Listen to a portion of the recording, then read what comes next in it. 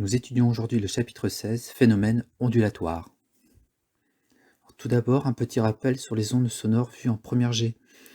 Une onde sonore est la propagation d'une perturbation dans un milieu matériel, sans transport de matière, mais avec transport d'énergie. Par exemple, l'oreille percevra des oscillations dues à la compression-dilatation des molécules d'air créées par un haut-parleur.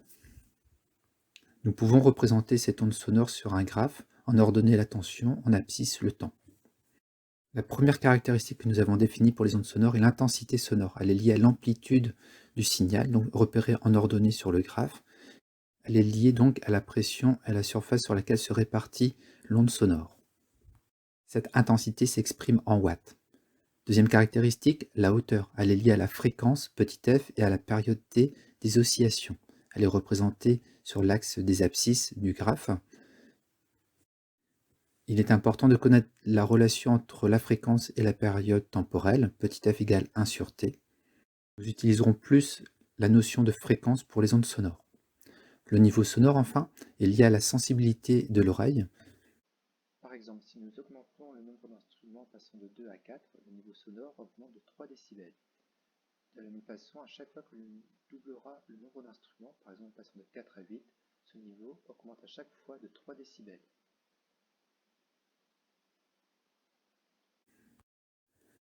La diffraction que nous allons étudier ici est un phénomène important des propriétés des ondes. En effet, elle met en évidence le caractère ondulatoire de la propagation d'une perturbation, car il y a un changement de direction et de forme de l'onde à l'approche d'un obstacle. Sur cette vue aérienne de la plage de Saint-Jean-de-Luz, nous voyons que la forme rectiligne de la surface de l'eau à l'entrée de la baie est modifiée en une forme circulaire après passage de l'obstacle. Symbolisons sur un schéma l'obstacle par des traits rouges et la surface de l'onde par des traits verts. La longueur d'onde est la même avant et après passage de l'obstacle, dimension petit a. Dans ce cas précis, la forme de l'onde n'est pas modifiée. Par contre, si nous reprenons le même schéma mais avec une ouverture d'obstacle plus petite, on se rend compte que la forme de l'onde a été modifiée. Nous parlerons alors de diffraction de l'onde dans ce cas précis. Une condition d'observation de la diffraction est donc que la longueur d'onde lambda doit être du même ordre de grandeur que la taille de l'obstacle petit a. Alors ceci s'applique également pour la diffraction de la lumière.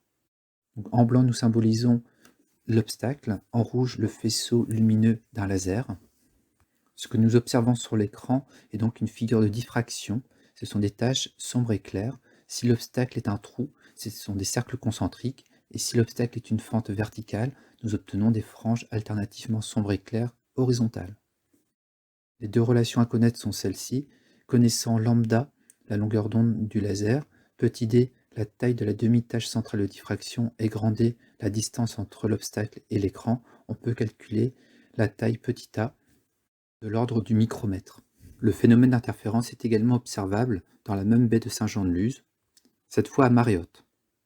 Deux obstacles trous apparaissent à l'entrée de la baie.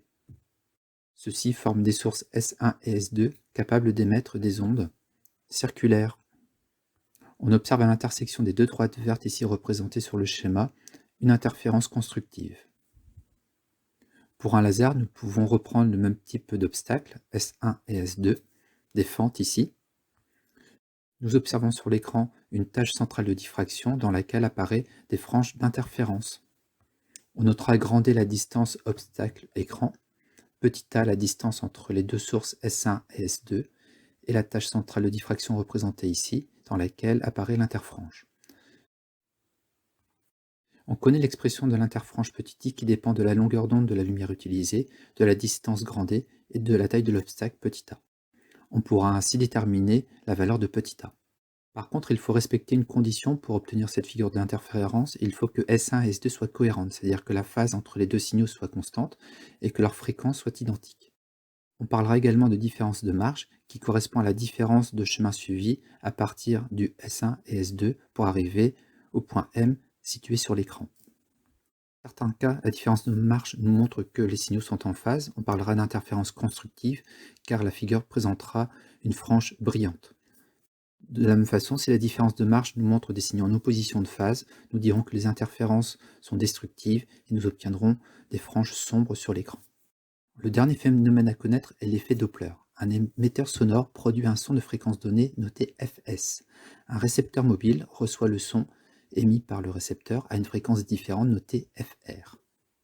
Sur l'illustration suivante, nous voyons que l'observateur et la source sont immobiles, les deux signaux sont identiques.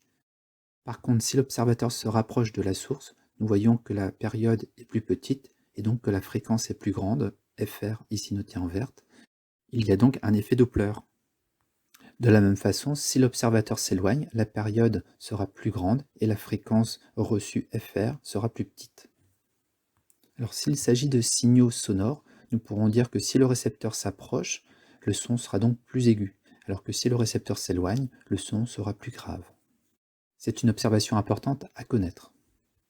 Une autre façon d'étudier l'effet Doppler est de regarder les fronts d'onde générés par la source. Imaginons que la source émette à un moment donné une onde circulaire. Cette source va se déplacer vers la droite et générer à un autre moment une deuxième onde circulaire. Et ainsi de suite. Nous obtenons donc un ensemble de fronts d'onde. Imaginons maintenant que nous nous plaçons au point A. Nous pouvons donc mesurer une longueur d'onde lambda A, et imaginons également que nous nous plaçons au point B, où nous mesurons une petite longueur d'onde lambda B. La longueur d'onde est bien l'espacement entre deux fronts d'onde. Donc nous pouvons dire que lambda B est inférieur à lambda A, la source se rapproche donc de B, et nous pouvons prouver donc que cette inégalité correspond à FA inférieur à FB. Donc le son est plus aigu en B, car la source se rapproche de B. Ce phénomène est capital pour mesurer la vitesse d'un objet, par exemple. Le spectre d'une étoile se décalera vers le rouge si celle-ci se rapproche de notre Soleil. De la même façon, une voiture se rapprochant de la source émettra une fréquence reçue plus grande.